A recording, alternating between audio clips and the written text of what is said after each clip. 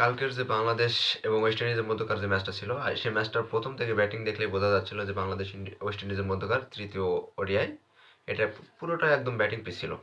তো এই জায়গাতে 322 রানের টার্গেট দিয়ে একদম যে হেলা করে বোলিং করার এটা কোনো সুযোগ নেই, কারণ ব্যাটিং পিচে সেখানে যে পিচটা হয়েছিল সেটা 340 আপ রান হওয়া উচিত ছিল। তো সেই জায়গা থেকে বাংলাদেশের প্রায় 20 থেকে 25 রান শর্ট হয়ে গেছে। কিন্তু লাস্টে যে জাকির আলী এবং মাহমুদুল্লাহ রিয়াদের যে ক্যামিওর কারণে কিন্তু ম্যাচটা শেষ পর্যন্ত 47 ওভার পর্যন্ত গিয়েছে। তো এই জায়গা থেকে 7টা বোলিং ইউজ করেছে মেহেদী হাসান মিরাজ ক্যাপ্টেন।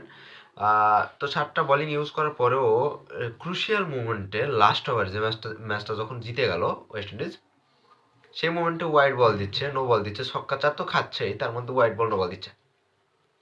এটা কতটা যৌক্তিক এবং প্রফেশনাল বলারের এটা কতটা আসলে প্রয়োগ করছে তার ক্যামিও, সেটা আসলে প্রশ্নবিদ্ধ থেকে যায়।